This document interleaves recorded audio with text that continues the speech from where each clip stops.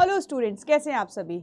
I hope कोई दिक्कत कोई परेशानी नहीं होगी। आज मैं आपके लिए लेकर आई हूँ विस्तास का वन शॉट, जिसकी आपको बहुत बेसब्री से इंतजार था और सारे बच्चे मुझे बोल भी रहे थे कमेंट बॉक्स में कि मैम कुछ विस्तास का और फ्लैमिंगो का लेकर आइए।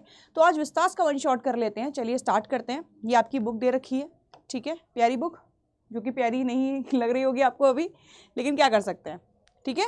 नेक्स्ट देखो, आपका फर्स्ट चैप्टर आता है the third level. The third level ये जैक फैने ने लिखा है। याद रखना इसके राइटर हैं ये, याद रखना। कोई भी बच्चा इसको पोइट नहीं लिखेगा, इसको आप राइटर ही मेंशन करके आएंगे। मैं साथ के साथ ना आपको पॉइंट्स भी लिखाती जा रही हूँ जो आपके चैप्टर के लिए बहुत इंपॉर्टेंट है, ठीक है।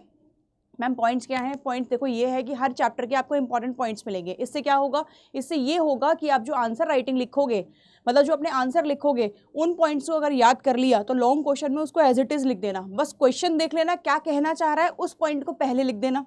समझ रहे हो? इतना सा काम है तुम्हारा, बस समझ में आया। तो राइटर के नाम सारे बच्चे याद रखें, और जब भी कभी राइटर का नाम लिखोगे, जैसे कि तुमने राइटर का नाम लिखा जैक फेने, ठीक है, तो अब इनके नाम पे ना ऐसे करके इन्वर्टेड कॉमा जरूर बनाना है, जरूर इन्वर्टेड कॉमा बनाना और नीचे इनको हाईलाइट करना है, जिससे कि एग्जामिनर को तुम बता सको कि देखो मुझे ये चीज़ आती है और मैंने मेंशन की है, ठीक है। तो इस चीज़ का ध्यान रखिएगा सभी बच्चे। नेक्स्ट चलते हैं। नेक्स्ट आपके सामने दे रखा है थर्ड लेवल की समरी दे रखी है, थोड़ा सा इसको डिस्क्राइब कर देते हैं आपके लिए। चलो बच्चों समझो जल्दी से, क्या है ये। इट इज़ अ स्टोरी, ये एक स्टोरी है जो कि आप जानते हो, आपने पढ़ी भी है। अबाउट 31 ईयर ओल्ड मैन की स्टोरी है ये, ठीक है, जो कि 31 साल का एक आदमी है जिसका नाम चार्ली है, आप जानते हो। अब इसमें याद रखने वाली चीज़ आपके लिए ये है, जिसमें मैं सर्कल करती जा रही हूँ कि उसका नाम क्या है। नाम उसका चार्ली है। चार्ली की स्पेलिंग का सभी बच्चे ध्यान रखें, सभी बच्चे स्पेलिंग का ध्यान रखें। Beside this is psychological story. ये क्या है? साइकोलॉजिकल स्टोरी है पूरी। किस तरीके की स्टोरी है? साइकोलॉजिकल स्टोरी है। कैसी स्टोरी है याद रखिएगा, ठीक है। That refers that a Subway at the grand central railway. और कहाँ की बात हुई है? सिचुएटेड कहाँ पर है? ग्रैंड सेंट्रल रेलवे पर सिचुएटेड है ये, उसके स्टेशन पर सिचुएटेड है। साइकोलॉजिकल क्यों है? क्योंकि यहाँ पे वो कहीं ना कहीं अपनी इमेजिनेशन में होता है चार्ली, इस वजह से। Which takes passengers to Galesburg, जो कि कहाँ ले जाता है, वो जो जगह है वो गेल्सबर्ग लेके जाती है। मतलब ये स्टेशन जो है जी कहाँ ले जाता है? गेल्सबर्ग में ले जाता है। इन एडिशन अगर इसमें हम ऐड करें तो this Subway becomes the interconnection between the narrator's and harsh reality and a fantasy. ये पूरी स्टोरी कहीं ना कहीं रियलिटी और फैंटेसी वर्ल्ड, जो इंसान का अपना इमेजिनेशन होता है ना, उससे रिलेट करती है, ठीक है। हमारी फ्लैमिंगो में भी एक बच्ची है जो कि बहुत ज़्यादा अपनी इमेजिनेशन में रहती है, बिल्कुल वैसे ही ये चार्ली है, ठीक है। इसने अपना ओन वर्ल्ड बनाया हुआ है और यहाँ पे ये ऐसे प्रिटेंड कर रहा है जैसे कि ये थर्ड लेवल पर गया था। वो थर्ड लेवल क्या है? वो स्टेशन है।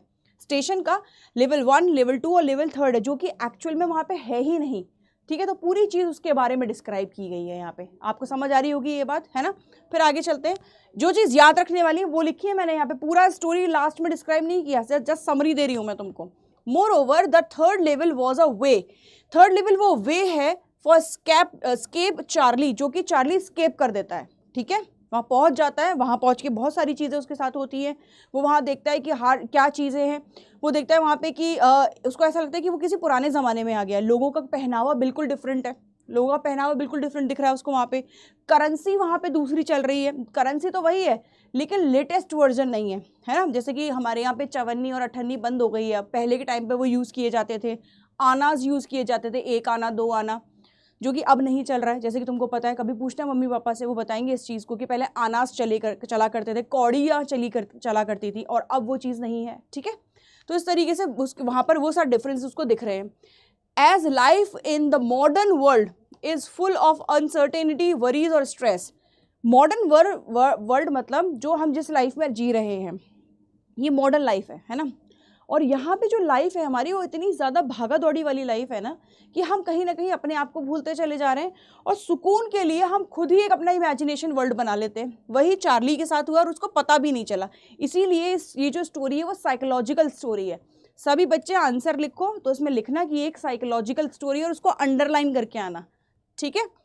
It takes Charlie to a different world. ये डिफरेंट वर्ल्ड में चार्ली को ले जाती है। डिफरेंट वर्ल्ड कौन सा है? वो थर्ड लेवल स्टेशन का। हिज फ्रेंड ऑल्सो कॉल्स, उसका जो दोस्त है ऑल्सो उसको बताता है a walking dream. Wish fulfilment, और उसने एक दोस्त अपने वहाँ पर नाम लिया है उसका, सभी बच्चे को पता होगा उस दोस्त का नाम क्या है ना। उसमें वो बोलता है कि वो दोस्त भी वहाँ जाता है और वहाँ से वो निकल जाता है बाहर, है ना। तो वहाँ से वो बाहर निकल जाता है, वो कहता है कि मैं इस वर्ल्ड से बाहर आ गया हूँ, तुम भी आ जाओ अपनी वाइफ को लेके चार्ली, ऐसा वो बोलता है। फर्दर आगे बढ़ते बढ़ते story is about Charlie and tendency of a escape from the world.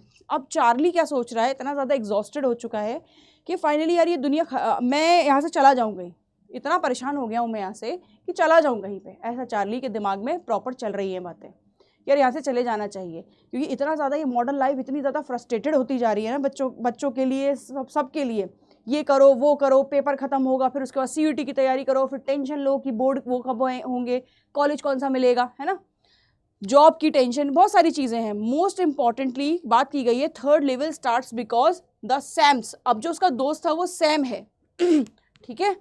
Right a written on 18 जुलाई, वो ये क्या करता है, एक लेटर लिख देता है इसको 18 जुलाई को, याद रखना, 1984 को। This story shows the connection between the time and space, ये स्टोरी टाइम ट्रैवलिंग सुना होगा, ये कहीं ना कहीं उससे रिलेट करती है। तो सैम क्या करता है, सैम भी जाता है वहाँ पर उसी जगह पर थर्ड लेवल उसको भी मिल जाता है, जबकि एक्चुअल में थर्ड लेवल जैसा कुछ था ही नहीं। वो एक बार गया, एक बार उसको लगा चार्ली को कि वो पहुंचा है वहाँ पे, लेकिन उसको बाद में जब वो वहाँ से वापस आया तो उसको मिला ही नहीं वो वापस से। लेकिन सैम उसका फ्रेंड वहाँ चला जाता है और वहाँ से वो ट्रेन पकड़ के निकल जाता है एक ऐसी दुनिया में जो कि बहुत शांति वाला है, ठीक है। वहाँ पे वो बिजनेस करना स्टार्ट कर देता है। वही वो लेटर लिखता है चार्ली को, कहता है कि तुम अपनी वाइफ के साथ यहाँ पे आ जाओ, मैं तो आ गया हूँ और बहुत मस्त लाइफ चल रही है, ठीक है। ये आपका चैप्टर था थर्ड लेवल, ये समराइज फॉर्म में मैंने आपको मेंशन करा है। अब यहाँ पे कुछ इंपॉर्टेंट चीज़ है जो आपको अपने आंसर में लिखनी है, जो आप अब आपके लिए जो मोस्ट इंपॉर्टेंट है, क्योंकि चैप्टर सबने पढ़ रखा है, समरी सब पढ़ लेते हैं। यहाँ आता है मेन चीज़, क्या है, एस्केप फ्रॉम रियलिटी। मेन चीज़ क्या है चैप्टर की जो अपने आंसर में लिखोगे कि रियलिटी से भागना है, escape from reality. The true story explores the theme, theme क्या है चैप्टर का कि एस्केप फ्रॉम रियलिटी, रियलिटी से भागने की बात हुई है यहाँ पे। As Charlie seeks the refuge from the stress of modern life, जो मॉडर्न लाइफ का स्ट्रेस है जो कि चार्ली नहीं बियर कर पा रहा है, नहीं वो समझ पा रहा है, नहीं झेल रहा है उससे, उसकी बात हो रही है यहाँ पे। तो ये पॉइंट लिख के आना है तुमको। फिर यहाँ पे एक वर्ड यूज़ किया गया नॉस्टैल्जिया। नॉस्टैल्जिया मतलब पुरानी जो अपनी यादें हैं उसको, पुरानी यादें, क्या, पुरानी यादें।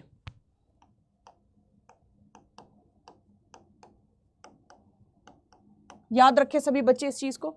एंड सिंप्लिसिटी, जो पहले की लाइफ हुआ करती थी लोगों की कैसी थी, साधारण थी, सिंप्लिसिटी थी और ठहराव था, टाइम इतना ज़्यादा भागदौड़ी वाली चीज़ नहीं थी, ठीक है। The story highlights the theme of nostalgia, nostalgia का थीम इसने डेवलप किया है, सिंप्लिसिटी दिखाई है। Charlie draw the peaceful and idyllic world of 1894, इस समय का जो उसने बात की है यहाँ बात की है कि यहाँ पे काफ़ी क्या होती थी, शांति होती थी। और अभी जो मॉडर्न लाइफ है, मॉडर्न लाइफ है वो कैसी है, एक वर्ड बता रही हूँ, क्योटिक है। कैसी है, क्योटिक है, याद रखना है इस वर्ड को। इसके बाद इल्यूजन, इल्यूजन मतलब भ्रम, और रियलिटी में उसको डिफरेंस पता चला है कि भ्रम क्या होता है, ठीक है। कुछ लोग भ्रम में जीते हैं, तो हो गया ये भ्रम, ठीक है। इल्यूजन और रियलिटी वर्सेस यहाँ दे रखा है the story touches on the theme of illusion and reality. पूरी स्टोरी में यही चीज़ बात हुई गई है कि रियलिटी और क्या है, बात की गई है किसकी, इल्यूजन की। तो चार्ली का जो परसेप्शन है, ठीक है, थर्ड लेवल को लेकर challenge the end of the story, last तक स्टोरी को एक चैलेंज दे रहा है, और वो चैलेंज वो कहीं ना कहीं आपके लिए भी छोड़ के जा रहा है कि क्या है ये, ठीक है, कि है क्या ये थर्ड लेवल क्या है, आपको सोचने पे मजबूर कर दिया है कि चार्ली ऐसा क्यों सोच रहा था, कि सच में कुछ था थर्ड लेवल जैसा, तो वहाँ पे वो बात की गई है। फिर कैरेक्टर का थोड़ा सा एनालाइज दे रखा है, क्योंकि आपके चैप्टर का ये भी बन जाता है कि कैरेक्टर क्या है, और कैरेक्टर के बारे में उसका डिस्क्रिप्शन लिखो, उसको एनालाइज करो, है ना, कैरेक्टरिस्टिक लिखो। तो चार्ली है इसमें और सैम, दो कैरेक्टर इसमें दे रखे जो मेन कैरेक्टर हैं। Charlie is in the protagonist character, protagonist मतलब मेन कैरेक्टर, ये वर्ड याद कर लेना, मेन कैरेक्टर, ठीक है, of the story, who is struggling to cope with the stress, जो कि स्ट्रेस से बाहर निकलना चाहता है, इस मॉडर्न लाइफ की स्ट्रेस से, ठीक है। फिर दे रखा है Sam, Sam is a mysterious character, ये एक मिस्टीरियस कैरेक्टर है, पता नहीं ये है भी या नहीं है। हु हेल्प्स चार्ली, जिसने कि चार्ली की हेल्प की थी डिस्कवर करने के लिए थर्ड लेवल को डिस्कवर करने के लिए उसकी हेल्प की थी। ठीक है, आपके लिए एक चीज़ मैं छोड़कर जा रही हूँ जो आप अपनी बुक्स में देखेंगे कि उसकी वाइफ का क्या नाम था। किसकी वाइफ का? चार्ली की वाइफ का क्या नाम था? ये आपके लिए क्वेश्चन है, इसे भी आप मेंशन करेंगे। ठीक है, सभी बच्चों के लिए। आगे देखो, आगे इंपॉर्टेंट दे रखा है आपके लिए इंपॉर्टेंट पॉइंट्स जो आप अपने आंसर राइटिंग में मेंशन करेंगे, चाहे आंसर छोटा हो या बड़ा हो। ठीक है, सारे ये पॉइंट्स आपको मेंशन करने हैं, जैसा क्वेश्चन है उसके हिसाब से। इंपॉर्टेंट पॉइंट्स क्या कह रहे हैं कि Charlie discovers the third level at Grand Central Station that leads to peaceful and idyllic world of 1894। Charlie ने डिस्कवर किया वो जगह जो कि क्या थी वो स्टेशन जिसका नाम था ग्रैंड सेंट्रल स्टेशन। ये बात सभी बच्चे याद रखेंगे, जो कि उसे कहाँ तक ले जाती? एक पीसफुल शांति भरे माहौल में, जो कि कहाँ का था? जो कि 1894 का था, है ना, ये पॉइंट याद रखना है। फिर सेकंड पॉइंट दे रखा है Charlie becomes obsessed with the third level and begins to question his own reality. उसने इतना ज़्यादा उस चीज़ को हावी कर लिया ना अपने ऊपर, थर्ड लेवल को, कि वो खुद से ही क्वेश्चन करने लग गया कि मैं उस दिन तो आया था यहाँ पे, अब कहाँ गया वो? ठीक है, थर्ड लेवल कहाँ गया, अब क्यों नहीं मिल रहा? क्योंकि एक्चुअल में थर्ड लेवल उस स्टेशन का था ही नहीं, उसने खुद से इमेजिन कर लिया था वो चीज़। फिर बात आती है थर्ड लेवल की। Third level is a revealed to be the illusion, and illusion वो एक भ्रम था। क्या था? भ्रम था वो एक। And Charlie is left on confront the stress of modern life, जो कि उसकी मॉडर्न लाइफ के स्ट्रेस की वजह से उसके ऊपर हावी हो गया था। कहीं ना कहीं देखा जाए तो उसको साइकोलॉजिकल प्रॉब्लम थी। किसको? चार्ली को। आगे, the story raises questions about the nature of reality, the human desire to escape from the stress of the modern life. Modern life के स्ट्रेस से बाहर निकलने के लिए ये स्टोरी लिखी गई है। यहाँ बताया गया है कि स्टोरी ने एक क्वेश्चन रेज कर दिया है कि आजकल की मॉडर्न लाइफ में जो लोग हैं, ठीक है, क्यों इतने ज़्यादा फ्रस्ट्रेटेड रहते हैं। जैसे कि अगर बहुत सिंपल सा इसका एग्जांपल दूं आपको, तो यार इंस्टाग्राम देख लो, व्हाट्सएप देख लो, लोग कितने खुश हो के सेल्फी डालते हैं बाहर घूमने जाने की। क्या सच में वो इतने खुश हैं जितने वो दिखा रहे हैं? क्या सच में वो इतने खुश हैं? तो वो फेक वाली चीज़ जो वो इमेजिनेशन में जी रहे हैं। ठीक है, एक क्या है, एक रियलिटी जैसा उनका चल रहा है, लाइफ चल रही है। कोई कहीं नहीं गया, पास में कहीं बीच पे पहुँचे, वहीं पर फोटो खींच के डाल दिया, चाहे अकेले वहाँ पड़े हुए हैं, कोई नहीं है लाइफ में, है ना। तो वो वाली चीज़, तो यहाँ पे दिखावा, मॉडर्न लाइफ का दिखावा कि इंस्टाग्राम पे पिक्चर डालनी है, व्हाट्सएप पे पिक्चर डालनी है, उसके लिए बात हो रही है यहाँ पे। तो चार्ली एक देखा जाए तो काफ़ी क्वेश्चन रेज कर रहा है, काफ़ी चीज़ें बता रहा है वो। The ending of the story के एंडिंग में एम्बिग्यूअस, ठीक है, लीविंग द रीडर। एम्बिग्यूअस मतलब वो पर्सन जो है वो छोड़ के जा रहा है आपके ऊपर, क्या कर रहा है, लीव कर रहा है आपको एक क्वेश्चन के साथ, छोड़ के जा रहा है। ये आप मेंशन कर सकते हो अबाउट द ट्रू नेचर, कि true nature of the third level. Actual में थर्ड लेवल का ट्रू नेचर है क्या है? तो आप लिख सकते हो कामनेस, शांति, पीसफुलनेस, ये सारी चीज़ें हैं। वो चाह रहा था, और कहाँ पे थी ये इमेजिनेशन में थी। यही क्वेश्चन बनता है कि ऐसा क्यों सोच रहा था, एक्चुअल में क्या है, कि चार्ली सच में कोई थर्ड लेवल जैसी जगह थी, चार्ली ने ऐसा क्यों सोचा, सैम कौन था, ये सारी चीज़ें। ठीक है, आई होप आपको क्लियर हुआ होगा। आगे चलिए, फिर आपके पास आता है इसके बाद आपका second, the tiger king bye कल्कि। ये इसके राइटर हैं, ये मेंशन करना, याद रखना है इसको। ठीक है, ये मैंने कवर किया है यहाँ पे, द कल्कि राइटर। आगे देखो क्या दे रखा है इसमें, ये इसकी स्टोरी दे रखी है, आपको समरी में समझा देते हैं इसको। द टाइगर किंग की समरी है, the story मॉक्स the fulfilness and the arrogance of the those power. ये क्या है, एक मॉक स्टोरी है, मतलब ये एक्चुअल नहीं है, एक मॉक स्टोरी दे रखी है। जैसे हम मॉक टेस्ट पेपर देते हैं ना, कि हमारा पेपर तो परसों है, लेकिन उससे पहले हम जो टेस्ट पेपर लगाते हैं मॉक गेस पेपर्स, वो। ठीक है, क्या है, विलफुलनेस एंड एरोगेंस मतलब बहुत ज़्यादा आप कौन हो, एरोगेंट से भरे हुए हो, बहुत ज़्यादा हॉटी हो। हॉटी मतलब बोल सकते हैं आप में बहुत ज़्यादा घमंड है ना, वो वर्ड यूज़ किया जाता है। Of those power, in power, वो लोग जो पावर में होते हैं उसका गलत उपयोग करना। The writer of the story takes us to the days when king rules. Writer यहाँ पे उस समय पे ले जाता है जहाँ पे जो किंग है वो रूल किया करते थे। है ना, जो किंग है वो रूल क्या करता था, उस समय की बात बता रहे हैं यहाँ पे। Also they lived under the thumb rule of the British, जब हम ब्रिटिश के अंगूठे के नीचे रहते थे। इन एडिशन इसके बाद वो ऐड करते हुए कहता है the ruler was uninterested in serving the people, instead they spend their time on foolish pursuits. और आगे क्या होता है, ये कह रहा है कि also they lived under the thumb, जैसे मैंने बताया थंब रूल ब्रिटिश के उसमें रहते थे वो अंडर में। In addition the ruler was uninterested, जो रूलर थे वो खुद अनइंटरेस्टेड थे, serving people, instead they spend their time on foolish pursuit, बेकार के कामों में लगे रहते थे, बेकार के कामों में लगे रहते थे। ठीक है, they bend law suit their interest, law को अपने अकॉर्डिंग जैसा उनको सही लग रहा है वैसे मोल्ड कर देते थे, वैसे घुमा देते थे। बिसाइड्स द महाराजा, महाराजा कौन है, Pratibandhapuram, tries to disapprove his fate that the chief astrologer predicted that tiger will kill him। एक अलग सी बातें वहाँ पे हुई थी कि जो ये राजा था एक अलग ही प्रेडिक्शन कर दिया एक होली पर्सन ने कि कौन मार देगा उसको, कि 100वां टाइगर उसकी जान ले लेगा। ठीक है, क्या बोल रहा है, ये जो प्रतिबंधपुरम है ट्राइज टू डिसअप्रूव, ये डिसअप्रूव करने में लगा हुआ था कि देखो मेरे को कोई नहीं मार सकता, है ना। जब ये पैदा हुआ और जब वो होली पर्सन इसको बोल रहा था, वो साधु बोल रहा था कि ऐसे ऐसे होगा, सब बढ़िया है, सब अच्छा जाएगा, इसका जीवन अच्छा जाएगा, लेकिन एक चीज़ है, वो बोलता है कि वो डर जाता है कि राजा के सामने मैं क्या बोल रहा हूँ ये, वो कहता है कि एक चीज़ है, कि क्या है, कि ये ना मर जाएगा। अब वो छोटा सा बच्चा जो होता है ये बोलता है कि मरते तो सभी हैं, तो सब एकदम शॉक हो जाते हैं कि इतना छोटा बच्चा कैसे बोल रहा है इस बात को। तो वो बोलता है कि मरते तो सभी हैं, तो बोलता है कि अरे मरते तो सभी हैं, वही छोटा बच्चा बोलता है कि मरते तो सभी हैं, लेकिन ये बताओ कि कैसे मरूंगा, वो तो बताओ, वही तो मेन चीज़ है, वो तो पता चले।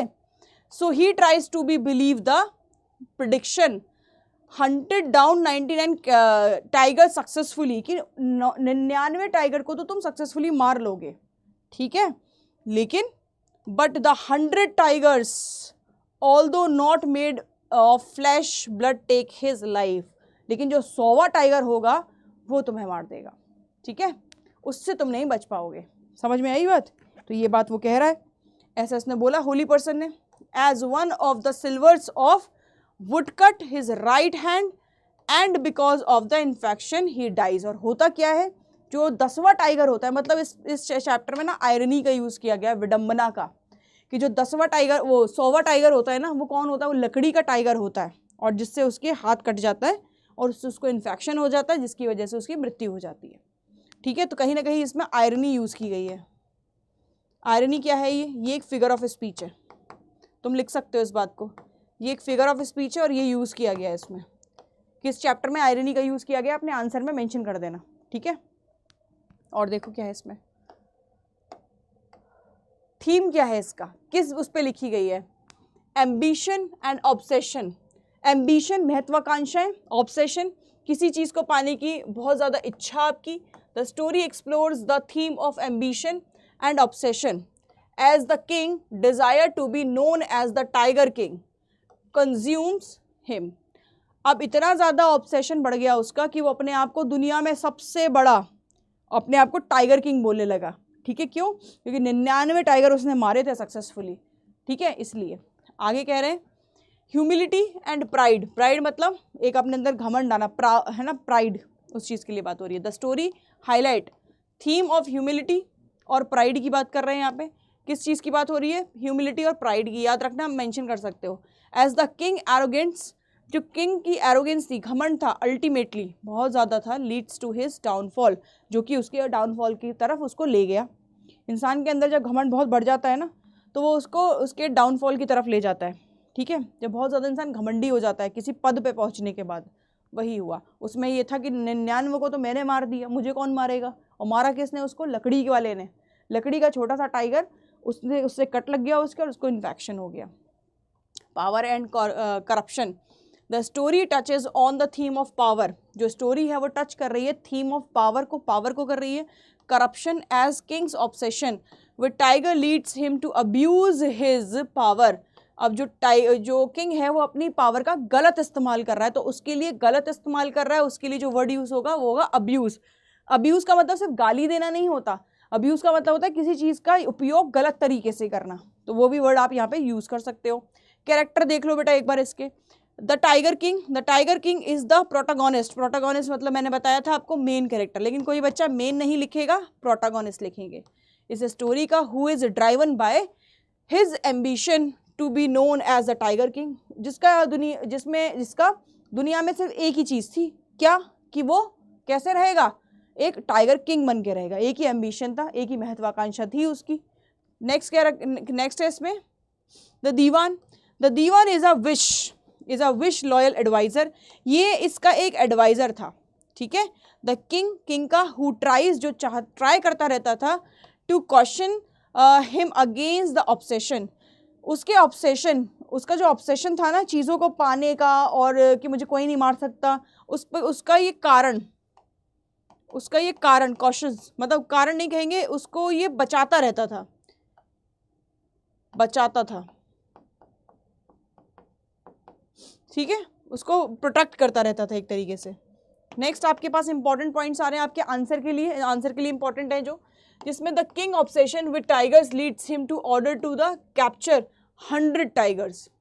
उसका यही ऑब्सेशन उसको मरवाने के लिए उसके 100वें टाइगर के पास ले गया। ना वो मारता 1 से लेकर 99 को, ना 100वां बारी आती उसकी, ना वो मरता, लेकिन उसका ऑब्सेशन इतना बढ़ गया कि मुझे टाइगर किंग बनना है। इसलिए the tiger's arrogance and pride lead him to ignore the advice of his Diwan.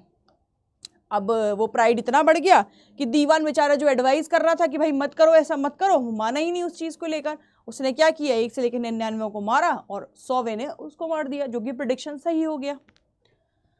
Third दे रखा है the tigers obsession ultimately leads to his downfall. उसके डाउनफॉल का कारण क्या बना, उसका ऑब्सेशन बना, ठीक है, डाउनफॉल उसकी गिरावट का। He is forced to confront the reality of the limitation. उसको ये चीज़ समझनी चाहिए थी कि हर चीज़ की एक लिमिट होती है, लिमिट से ज़्यादा जाओगे तो क्या होगा, परेशानी आप ही को होगी। कहते हैं ना किसी चीज़ की अति बुरी होती है, तो वही अति कर दी उसने। द स्टोरी रेजेस क्वेश्चन, ये स्टोरी रेज कर रही है question about the nature of power and corruption and the importance of humanity and pride. ये स्टोरी बताती है, क्वेश्चन रेज करती है नेचर ऑफ पावर की, जिसके हाथ में पावर होती है, and corruption at the importance of the humanity and pride. तो वो क्या करता है, उसके अंदर घमंड आ जाता है और वो ह्यूमैनिटी और ह्यूमिलेट करना शुरू कर देता है लोगों को। क्या करना शुरू कर देता है, ह्यूमिलेट करना शुरू कर देता है। 5वां पॉइंट जो इंपॉर्टेंट बन जाता है, the ending of the story is commentary of the fleeting nature of human ambition, लोगों की महत्वाकांक्षा, उनकी डिजायर का क्या है, ये एक इंपॉर्टेंट पार्ट है। Importance of living harmony and nature, कि लोगों को अपनी इच्छाएं पाने के लिए कैसे दूसरों के ऊपर से निकल के जाना पड़ता है। चाहे उनको कोई फर्क नहीं है इस चीज़ का कि क्या चल रहा है क्या नहीं चल रहा है, उनको सिर्फ इतना है कि मेरा काम हो जाना चाहिए। तो जो एक्चुअल रियलिटी है वो इस चैप्टर में डिफाइन की हुई है, ठीक है। इन पॉइंट्स का ध्यान रखना, ये आपके लिए बहुत ज़्यादा इंपॉर्टेंट है। नेक्स्ट आपके पास जो आ रहा है वो है आपका journey to the end of the earth. हाँ, ये आपका नेक्स्ट है। इसमें क्या दे रखा है, इसको किसने लिखा है वो देखो, तिशानी दोशी ने लिखा है इसको। ये इसकी राइटर हैं, याद रखिएगा सभी बच्चे, ये इसकी राइटर हैं। क्या है इसमें, सबसे पहले इसका थीम आ गया। अच्छा, इसका थीम ही लिखा हुआ है हमने, ठीक है। पहले इंपॉर्टेंट देख लेते हैं, थीम क्या है इसका वो देखो। प्रिजर्वेंस एंड डिटर्मिनेशन, किसी चीज को पाने की इच्छा, दृढ़ निश्चय कर लेना, दृढ़ निश्चय, determination. The story explores the theme of perseverance and determination as Tenzing and his mother face many challenges on the journey के दौरान क्या क्या चैलेंजेस फेस किए। जो कैरेक्टर है तेंजी, उसके बारे में बात हो रही है। ये हमारा प्रोटागोनिस्ट कैरेक्टर है, यहाँ लिखा है ये हमारा प्रोटागोनिस्ट कैरेक्टर है, मेन कैरेक्टर मतलब। इस स्टोरी का a young boy who travels, a young boy with travels his mother Lasa, Lasa के साथ वो क्या कर रहा है, ट्रैवल कर रहा है, ठीक है। तो वही चीज़ उसमें दे रखी है, उस जर्नी के बारे में बात होगी जो उसने ट्रैवल किया है। Spirituality and faith, spirituality and faith भरोसा, ठीक है। The story highlights the theme of spirituality and faith के बारे में बात हुई है यहाँ पे। Tenzing and his mother undertake their journey to the holy city Lhasa. अब ये दोनों कहाँ जा रहे हैं, ये लोग जा रहे हैं लासा जा रहे हैं। कौन कौन, तेंजिंग और उसकी मदर, ठीक है, दोनों। मदर्स और son relationship, the story touches on the theme of the mother son relationship as Tenzing and his mother rely on each other, एक दूसरे पे बहुत ज़्यादा भरोसा दोनों को, रिले ऑन ईच अदर, ठीक है। कौन, दोनों माँ बेटे। Support and comfort during their journey, दोनों ने एक दूसरे को उस जर्नी के दौरान, वो जो होली ट्रिप पे वो गए थे वहाँ पे क्या किया, एक दूसरे को बहुत ज़्यादा दोनों ने एक दूसरे का साथ दिया, ठीक है। तो कैरेक्टर एनालाइज में आपके पास एक कैरेक्टर ये रहा, तेंजिंग, और तेंजिंग की मदर दे रखी है यहाँ पे। Mother is a strong and determined women, काफ़ी ज़्यादा स्ट्रॉन्ग और डिटरमाइंड वुमेन है वो। Who undertakes the journey to Lhasa with her son, जो कि आराम से खुद से अकेले ट्रैवल करके गई थी अपने बेटे के साथ लासा, जो कि एक होली प्लेस था, ठीक है। ये इंपॉर्टेंट है आपके लिए, जो आप अपने आंसर में मेंशन कर सकते हो। ये इंपॉर्टेंट पॉइंट्स आ गए। और Tenzing and mother set out our journey to the holy city of Lhasa in Tibet. कहाँ पर है ये, तिब्बत में है लासा। तो ये दोनों यहाँ इस जगह के लिए निकले थे, तिब्बत के लिए, ठीक है। Along the way they face challenges, रास्ते के दौरान उन्होंने काफ़ी सारे हार्डशिप, कठिनाइयाँ, है ना, चैलेंजेस फेस किए। और उस टाइम पे उन्होंने हार्श वेदर, बहुत ज़्यादा तूफान, बारिश, ये सारी चीज़ें भी, condition and the teachers trains, बहुत ज़्यादा कठिनाइयों का भी उन्होंने सामना किया वहाँ तक पहुँचने के लिए। Tenzing and his mother rely on each other, एक दूसरे पे लेकिन उनका क्या था, बहुत ज़्यादा भरोसा था। क्या था, बहुत ज़्यादा भरोसा था। Support and comfort during their journey, एक दूसरे का दोनों बहुत ज़्यादा साथ लेकर चले। द स्टोरी रेजेस क्वेश्चन, ये स्टोरी एक क्वेश्चन बोलती है, रेज करती है। Nature of spirituality and faith and importance of the प्रिजर्वेंस and determination, कि सच में क्या किसी पे भरोसा करना, भगवान की तरफ फेथ रहना, डिटर्मिनेशन रहना, किसी काम को करने के लिए दृढ़ निश्चय करना, क्या सही है क्या? ये एक इम्पॉर्टेंट क्वेश्चन रेज किया गया है स्टोरी के दौरान। द एंड में स्टोरी के एक कमेंट्री आई है जिसमें significant of the journey and the bond between the Tenzing and his mother, और यहाँ पे अब बोला गया है, कमेंट किया गया है कि माँ बेटे के बीच में एक बॉन्डिंग दिखाई गई है। तो मैं एक चीज़ नोटिस करना, ये पॉइंट मैंने सब में मेंशन किया है, मैंने सारे चैप्टर का एक कॉमन पॉइंट बनाया जिसमें आप इजीली लिख सको। ये पॉइंट अगर आपके पास है तो आपका आराम से लॉन्ग क्वेश्चन बन जाएगा, आपको बिल्कुल टेंशन लेने की ज़रूरत नहीं है नंबर की। इतना सा याद कर लो, और इसमें फिर आपने जो चैप्टर पढ़ा है उससे बना के क्वेश्चंस आपको लिखने हैं। तो एक सार में मैंने सारे का चैप्टर खत्म करवा दिए हैं। फिर आपके पास आता है द एनिमी, जो कि पोल एस बक ने लिखा है, पोल एंड बर्क्स ने लिखा है, ये इसके राइटर हैं, याद रखिएगा, कोई भी बच्चा पोइट नहीं लिखेगा। नेक्स्ट, इसका थीम क्या है, थीम देखो इसका। एनिमी की जो समरी है, will help you greatly studying the chapter details, ये काफ़ी हेल्प करेगी आपको पढ़ने के लिए। और इसमें ऐसा है क्या, इसमें एक जापानीज सर्जन के बारे में बात की गई है। किसके, जापानीज सर्जन, याद रखना, जिसका नेम सदाओ है, सदाओ एक है। ही स्टडीज, उसने पढ़ाई की है अमेरिका में पढ़ाई की है, और जापानीज लड़की से शादी की है उसने। वर्ल्ड वॉर सेकेंड जब ब्रोक हुआ था, जब मतलब होने स्टार्ट हुआ था, ब्रोक डाउन स्टार्ट हो गया था वर्ल्ड वॉर 2 का, दैट टाइम, उस समय की बात बता रहा है ये, कि all the doctor were under the observation, जितने भी डॉक्टर्स थे, उसने डॉक्टरी की पढ़ाई की है ना, वर अंडर द ऑब्लिगेशन मतलब उनका एक क्या बन गया था, एक उद्देश्य बन गया था, क्या, to go to the Japanese army, कि आपको जापानीज आर्मी के साथ जाना है। जब वर्ल्ड वॉर हुआ तो जापान, और याद है तुम्हें हिरोशिमा पे वो बम गिरा दिए थे, नागासाकी पे अमेरिका ने, तो एक ये बन गया कि देखो जहाँ आर्मी जाएगी वहाँ जितने भी डॉक्टर्स हैं उनकी लाइफ का सिर्फ एक ही उद्देश्य था कि जाना है, आपको कहाँ जाना है, जो आर्मी के लोग हैं उनके साथ जाना है, ठीक है, वहीं वो चल दिया। However Sadao stayed back with an old journal. अब हुआ ये कि एक ओल्ड जर्नल के साथ वो वापस आ गया, सदाओ जो था doctor. As the old general was ailing he was in need of Sadao. अब उसको उसकी ज़रूरत थी, इसलिए वो उसके साथ वापस आया। However he learn that how an America navy man finds his way in Sadao's life. Suddenly एक दिन क्या होता है, वो लोग खड़े होते हैं और सामने से समुद्र से एक कुछ निकलता हुआ आता है, वो और उसकी वाइफ खड़े होते हैं, सदा और उसकी वाइफ। तो जब वो आदमी निकलता हुआ आता है तो वो उसको देखता है कि अरे यार ये क्या आ रहा है।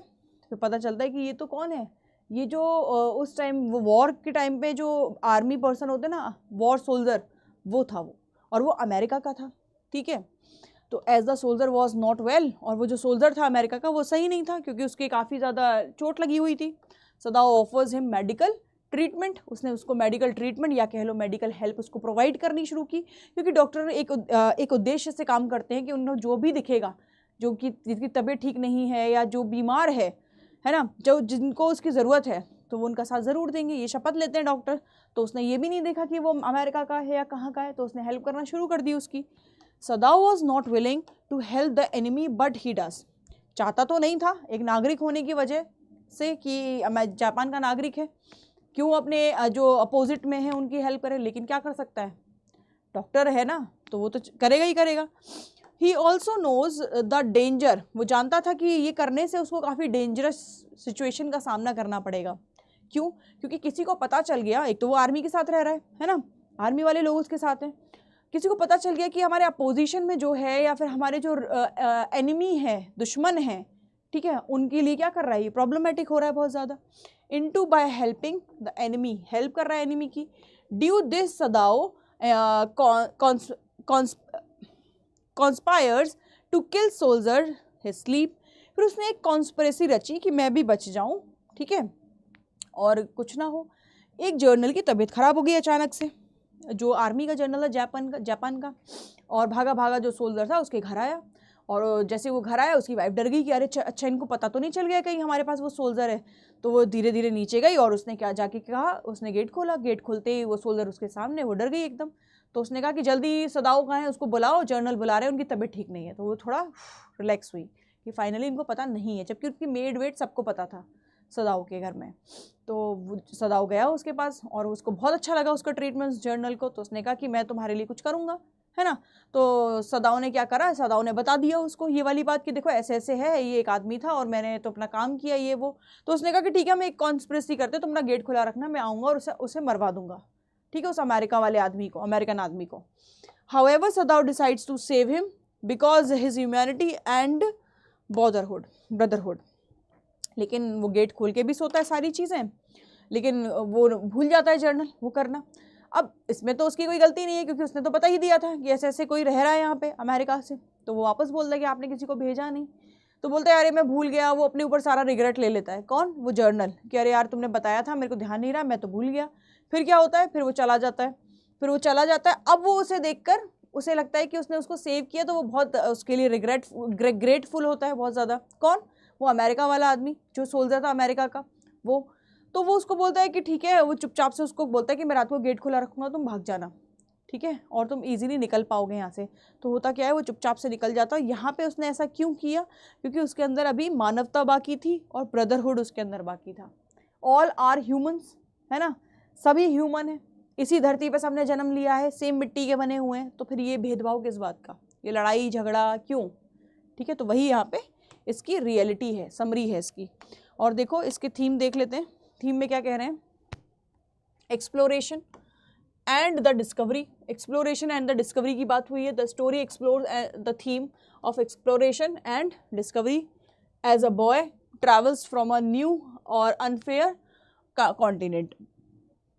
जो बॉय है वो एक ऐसी जगह से आया था जो कि अनफेयर जगह थी उनके लिए उस टाइम के लिए। क्यों? क्योंकि लड़ाई भी उन्हीं के साथ चल रही थी ना, जापान की, तो एक अनफेयर चीज़ थी वो। Father son relationship. The story highlights the theme of a father son relationship as a boy learn from the bond of his scientist father.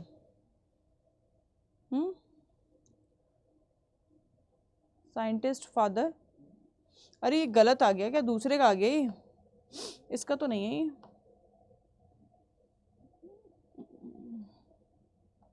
ना ना ना ना ना, इसका नहीं है ये।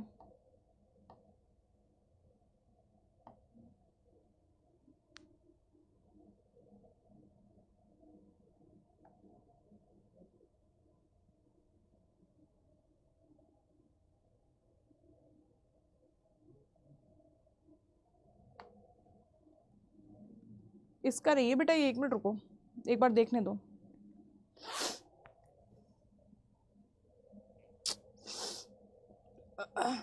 सर्दी हो गई भाई। यस स्टूडेंट्स, तो हम बात कर रहे थे थीम की, द एनिमी की थीम की बात कर रहे थे हम यहाँ पे। तो ये क्या कहना चाह रहा है इसके बारे में सुनिए। जो थीम है इसका ह्यूमैनिटी और नेशनलिटी को लेकर है, क्योंकि यहाँ पे सदाओ क्या था कि दोनों चीज़ों के बीच में फंसा हुआ था कि वो मानवता की तरफ जाए या फिर वो किसकी तरफ जाए, या फिर वो नेशनैलिटी की तरफ जाए। तो दोनों चीज़ें थी इसमें। जैसे the story highlights the conflict between Sadao, humanity and his national loyalty, कि वो उस वो जो अमेरिकन था उसकी मदद करे, जो एनिमी था उस टाइम पे जापान का, वो जो अमेरिकन सोल्जर था, क्या करे, वॉर ऑफ सोल्जर की मदद करे, या फिर वो अपने जापान की तरफ रखे कि मैं वहाँ पे लॉयल हूँ, नेशनैलिटी की तरफ जाए।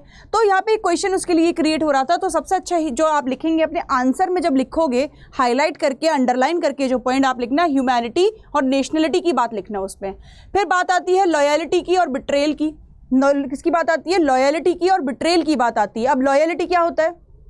आप कितने लॉयल है अपने काम के प्रति, है ना, उसी को बोलते हैं। और बात आती है बिट्रेल की, तो बिट्रेल होता है कि आप कहीं उसके साथ विश्वासघात तो नहीं कर रहे हैं, विश्वासघात तो नहीं कर रहे हैं। तो विश्वासघात बिट्रेल हो गया। लॉयलिटी आप सब जानते हैं, आप जब आप बहुत ज़्यादा लॉयल होते हैं किसी को लेकर, तो वहाँ पे लॉयलिटी का यूज़ किया जाता है। जैसे कि अगर हम कोई एग्जांपल दें तो हम सब अपनी इंडिया के लिए बहुत ज़्यादा लॉयल है ना, कि कोई भी अगर कुछ गलत करेगा या कुछ गलत बोलेगा तो हम उसके ऊपर कुछ ना कुछ क्या करेंगे, उसके ऊपर कुछ ना कुछ एक्शन लेंगे। बिल्कुल वैसे ही।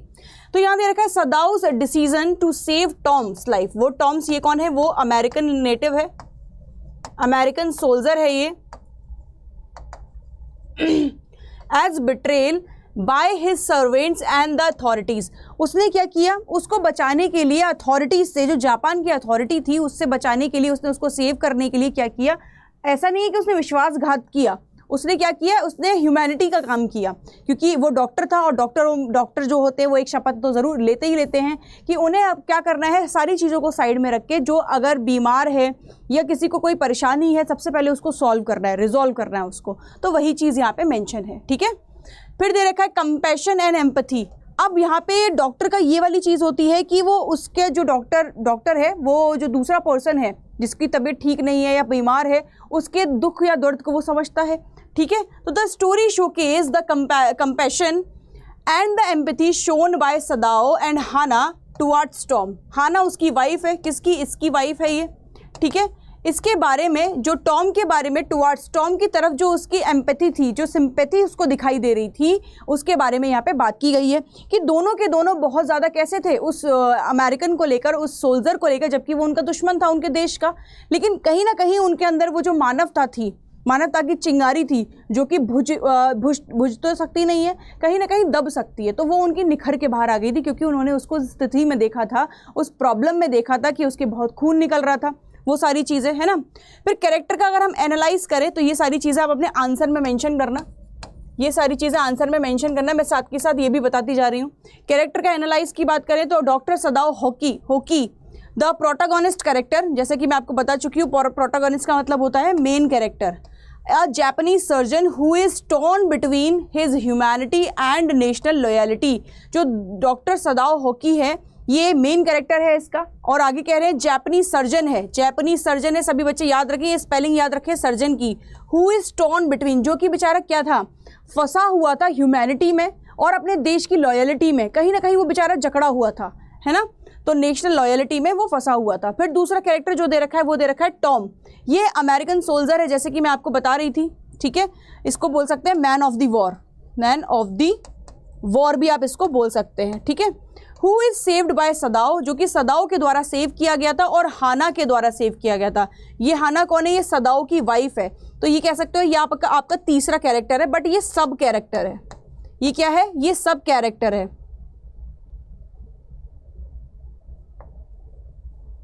ठीक है, ये मेन कैरेक्टर नहीं है।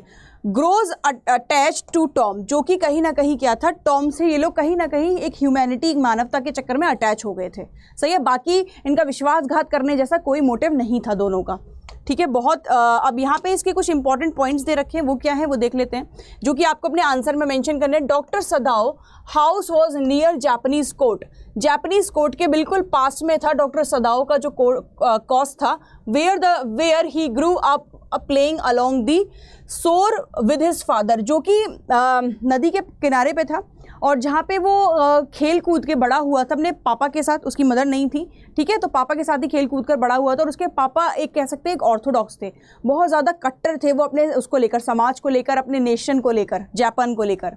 एट द एज ऑफ 22, 22 की उम्र में ही went America to study surgery and medicine, medicine मतलब मेडिकल के लिए बोल सकते हैं, या मेडिकल के लिए बोलते हैं, मेडिकल मेडिसिन, ठीक है।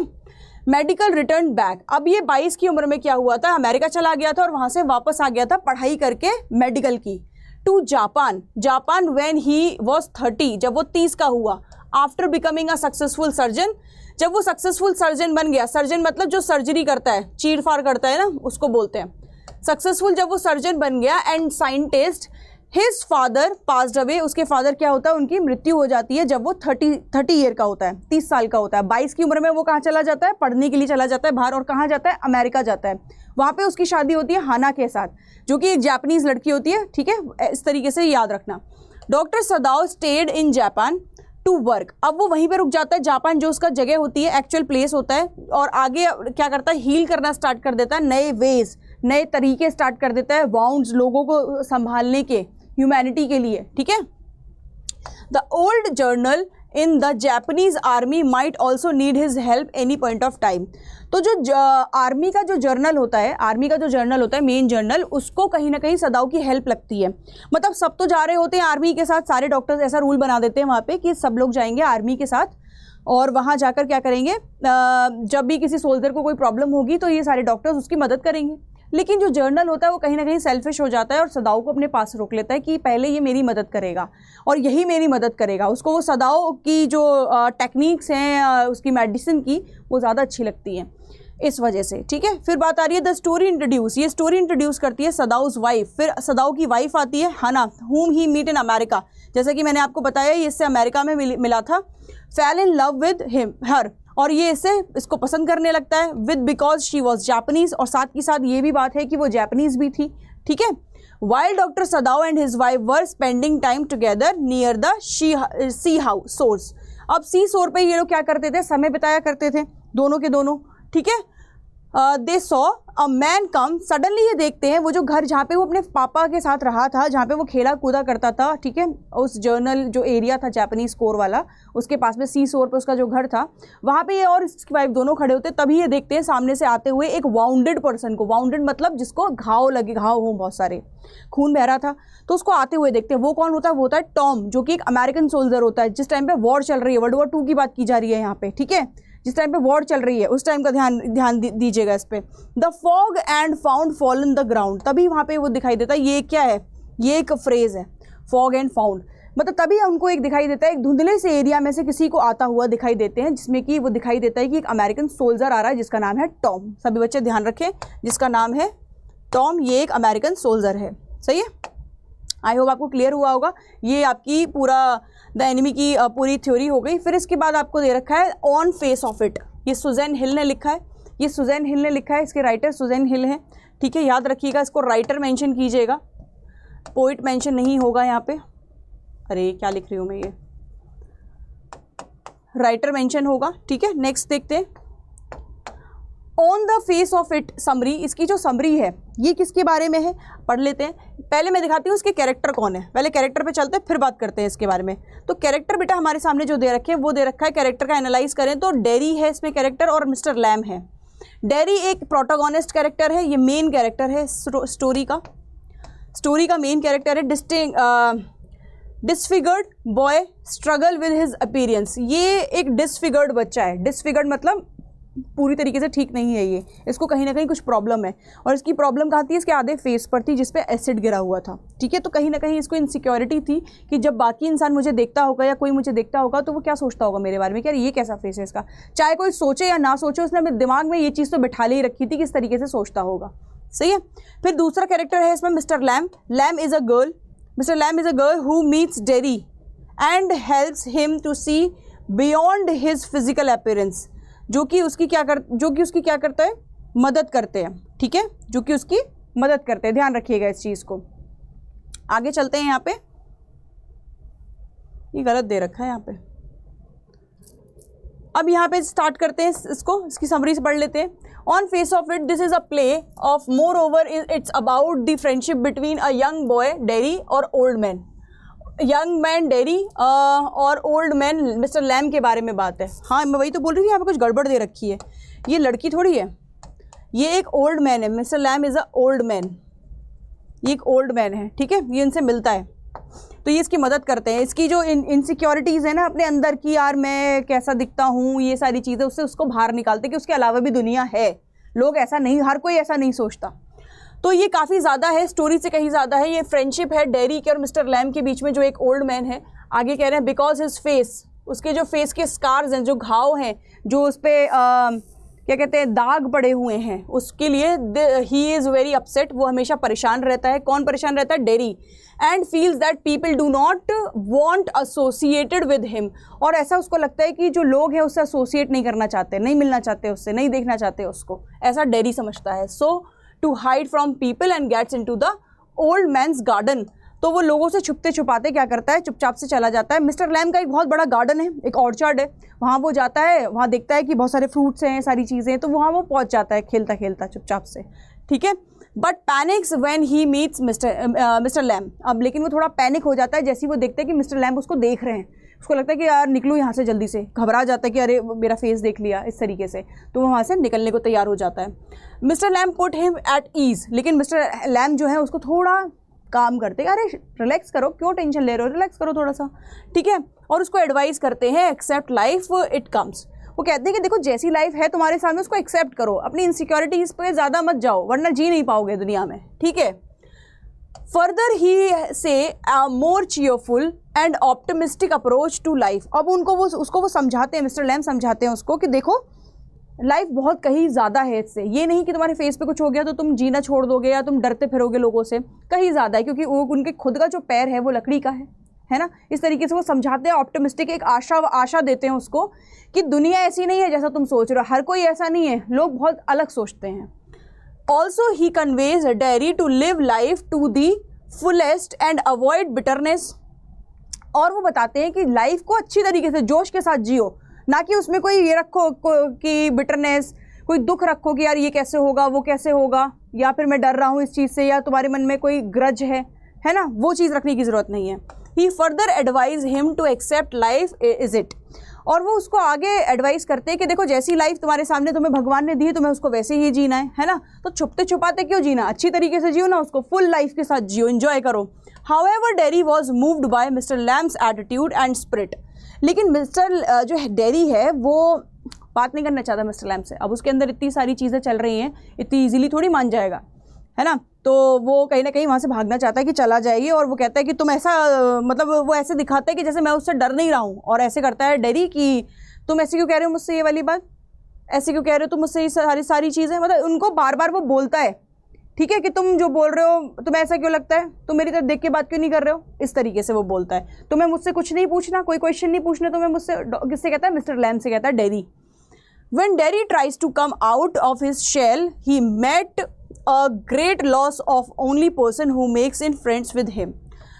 अब क्या कहता है कि जैसे ही वो Derry try to come out his shell, जैसे ही वो अपनी शेल से बाहर आता है, he met a great loss, वो पाता है एक बहुत बड़ा लॉस, एक पर्सन का जाने का लॉस, जो कि किसका होता है, the only person who makes friend with him, जिसके साथ उसने फ्रेंडशिप की थी, वो कौन थे, मिस्टर लैम थे, ठीक है। ये आपकी समरी थी on the face of it की, छोटी सी समरी आपको दी गई है, इसी में आपको आपके लॉन्ग क्वेश्चन के आंसर भी मिल जाएंगे, अलग से कुछ पढ़ने की ज़रूरत नहीं है, सारे आंसर इसमें से मिल जाएंगे, ठीक है।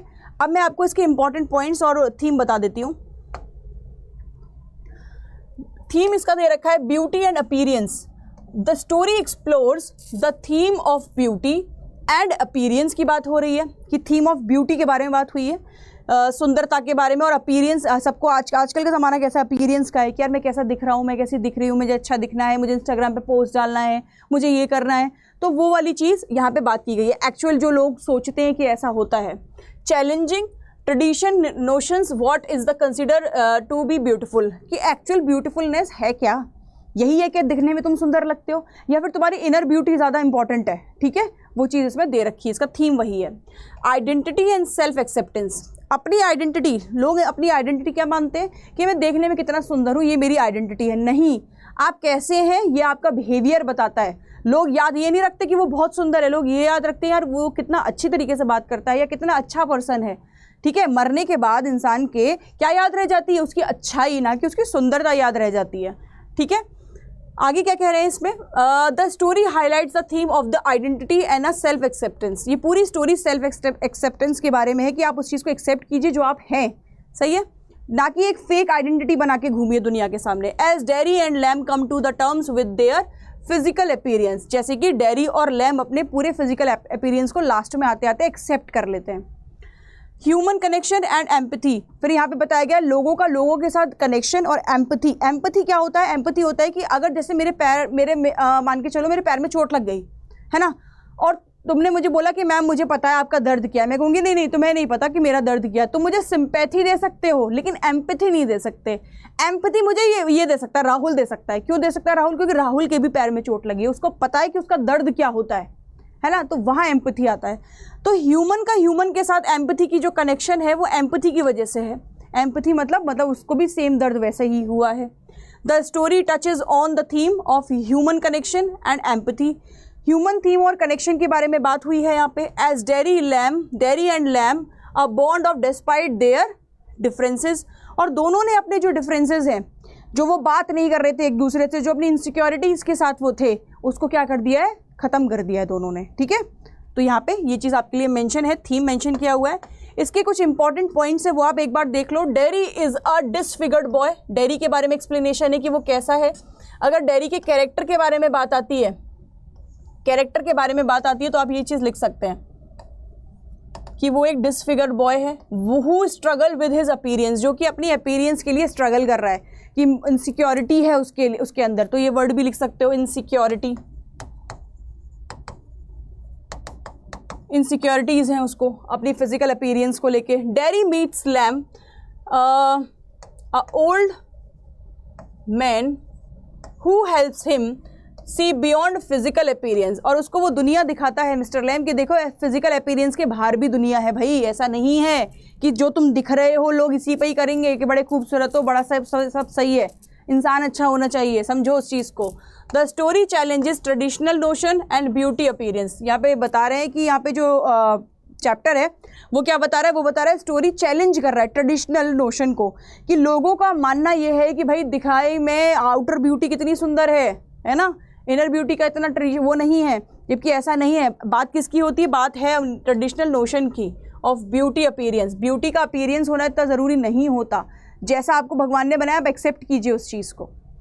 Dairy and Lam from a connection and explores the idea of identity and self acceptance. अब ये डेरी और मिस्टर लैम का एक कनेक्शन कहाँ से बना कि उन्होंने एक्सप्लोर किया उस आइडिया को, और उन्होंने माना इस चीज़ को कि उनकी फिजिकल अपीयरेंस कैसी है। मिस्टर लैम का पैर लकड़ी का था और डेरी का फेस जला हुआ था, तो उस चीज़ को जब उन्होंने एक्सेप्ट कर लिया तब उनके लिए जो लाइफ थी वो ब्यूटीफुल थी।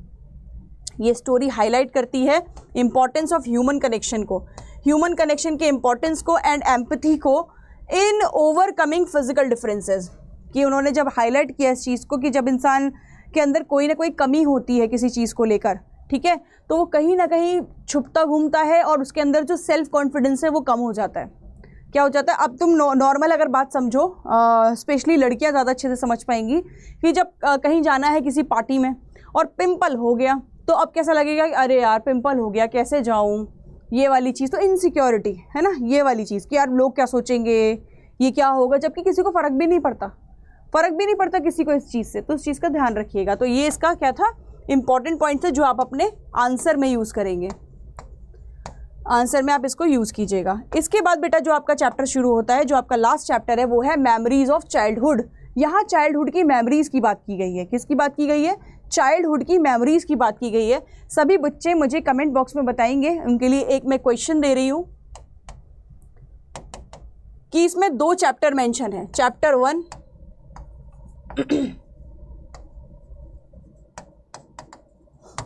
और चैप्टर 2, 2 चैप्टर मेंशन है बच्चों इसमें। तो चैप्टर 1 चैप्टर 2 के जो राइटर हैं वो कौन है, ये आपका क्वेश्चन है, ये आप मुझे बताएंगे कमेंट बॉक्स में, कमेंट करके राइटर कौन है ये आप मुझे बताइएगा प्लीज़।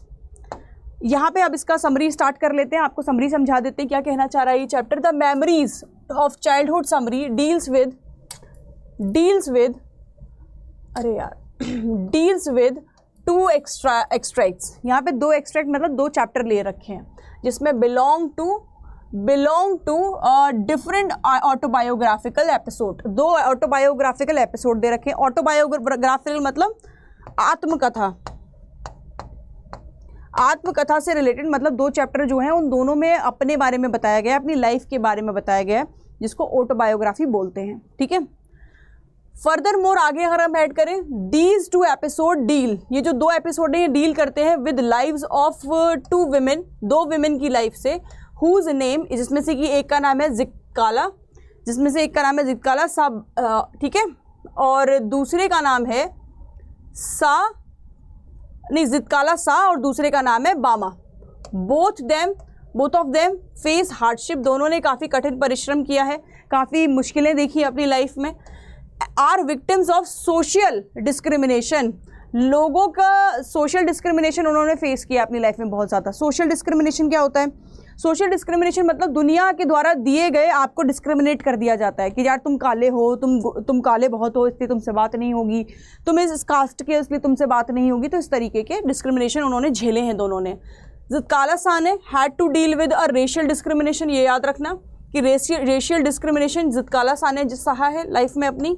और इसके अलावा बात की जाए, बामा ने सफ़र किया है कास्ट डिस्क्रिमिनेशन को, कि तुम्हारी कास्ट क्या है, उसके रिलेटेड बामा ने फेस की है। Both extract the writers explore their childhood, both में, दोनों में ही क्या है, दोनों ने क्या सफ़र किया है? चाइल्डहुड। ये सारी चीज़ें चाइल्डहुड मतलब बचपन में ये सारी चीज़ें उन्होंने सहन की हैं। And there is a reflection on their relationship, तभी उनके culture with the prevalent culture जो उन्होंने फेस किया है बचपन में, वो सारी चीज़ें उनकी राइटिंग में दिखाई देती हैं। मतलब जो वो लिखती हैं ना, उसमें मोस्टली चीज़ें वो डिस्क्रिमिनेशन के ऊपर ही लिखती हैं। The culture was harsh towards these women, इन दोनों विमेन के लिए जो कल्चर था सोसाइटी का, ठीक है, जो वो क्या थे, बहुत ज़्यादा डिफ़िकल्ट थे।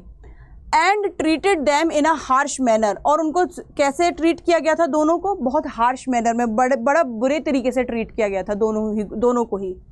इन देयर चाइल्डहुड, उनके बचपन में। Both these accounts how these women went through their operation, ये जो ऑपरेशन मतलब अत्याचार, जो अत्याचार हुए थे उसके बारे में इन्होंने मेंशन किया है, अत्याचार, ठीक है, अत्याचार को मेंशन किया। Also there was resistance by both narrators in their own ways, और दोनों नरेटर्स ने इस अत्याचार को, ये जो ऑपरेशन उनके साथ हुआ था सोशल डिस्क्रिमिनेशन का, ये उन्होंने क्या किया है, इसके बारे में अपनी बुक्स, अपनी राइटिंग्स में लिखा है, जो कि इन चैप्टर में आपको दिखाई देगी अगर आपने चैप्टर पढ़ा है तो। ठीक है। जित्काला सा और बामा were young but so young they were native about the both men stream cultures evil scheme. दोनों की दोनों जब यंग एज में थी, बचपन में थी, छोटी थी, तो दोनों ने जो समाज की बुराइयां हैं उनको बहुत सहा है, ईविलनेस को बहुत सहा है, ईविल स्कीम को। दे बिकेम रिलीबस, तो अब वो दोनों क्या हो गई हैं, अब वो दोनों ऐसी हो गई हैं कि उनको कोई फ़र्क नहीं पड़ता कि दुनिया क्या कहती है, ठीक है, उससे कुछ फ़र्क नहीं पड़ता। वो एक ऐसी बन गई है कि उन्हें जो करना है अब वो करना है, ठीक है, उस चीज़ को याद रखना, ये वर्ड याद रखना। Due to their bitter childhood experience, एक सोर चाइल्डहुड एक्सपीरियंस की वजह से उन्होंने ये सारी चीज़ें फेस की हैं। ठीक है, यहाँ पे ये चैप्टर ये बता रहा है कि दोनों जो हैं वो उनका जो चाइल्डहुड गया है वो बहुत ख़राब गया है, सोशल डिस्क्रिमिनेशन हुआ है उनके साथ, वही सारी चीज़ें उनकी राइटिंग में अब दिखाई देती हैं। ठीक है, दोनों के नाम आपको कमेंट बॉक्स में बताने हैं, राइटर के, ध्यान रखिएगा। इसके अलावा इसका थीम क्या है? थीम है इसका कल्चरल आइडेंटिटी। कल्चरल आइडेंटिटी इसका थीम है। The story explores the theme of culture identity as Zitkala Sa struggles to recognize her native American heritage with the dominant white culture। यहाँ पे उनके साथ जो बात हुई है वो वाइट कल्चर को लेके हुई है। डोमिनेशन, जब वाइट कल्चर का डोमिनेशन था, उनके कलर को लेके बात की गई है कि वो काली हैं, उस चीज़ के बारे में।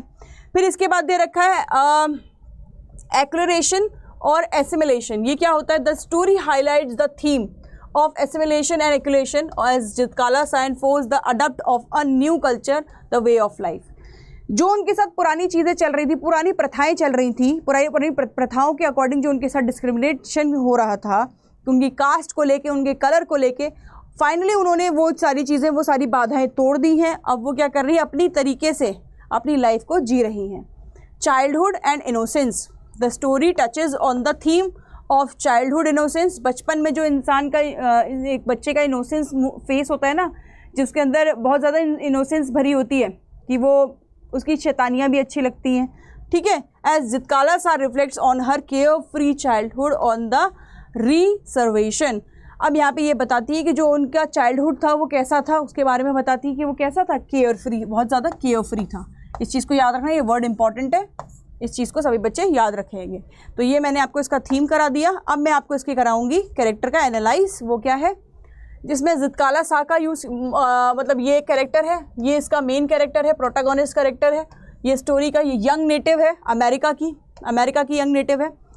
अमेरिका में जो पूरा अमेरिका वाला एरिया था ना, वहाँ पे जैसे कि हमारे वो होते हैं ना, क्या बोलते हैं उनको, ट्राइब्स होते हैं, जैसे ट्राइब्स रहते हैं ना, लंबे बाल करके और सारी चीज़ें पहन के, तो उस तरीके का कल्चर था वहाँ पे। लेकिन क्या हुआ, उनके ऊपर सोशल डिस्क्रिमिनेशन किया गया, ठीक है, उसके बारे में बात हो रही है। Who is sent to boarding school and struggle to adopt the new culture. जब उनको बोर्डिंग स्कूल भेजा गया तो वहाँ के कल्चर को अडॉप्ट करने में उनको काफ़ी टाइम लगा और उनके साथ सोशल डिस्क्रिमिनेशन हुआ। द ऑथर्स मदर, ऑथर की जो मदर है, the author's mother is a significant character in the story who represent the tradition native American of life। यहाँ उनकी मदर की बात हो रही है, वो नेटिव अमेरिकन है, वहीं की रहने वाली है, जो कि रिप्रेजेंट करती हैं ट्रेडिशनल, एक्चुअल जो होते हैं अमेरिकन्स, उनके बारे में, एक्चुअल जो है उनके बारे में, कैसे उनकी लाइफ है, कैसे वे ऑफ लाइफ है, जीने का तरीका है, उसके बारे में यहाँ पे बताया गया है। जीने का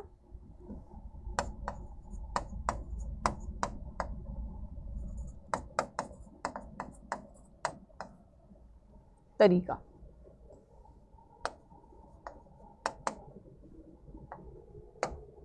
नेक्स्ट इसके इंपॉर्टेंट पॉइंट्स आ जाते हैं आपके पास। Zitkala Sa is sent to a boarding school where she is forced to cut hair and adopt European style and clothing.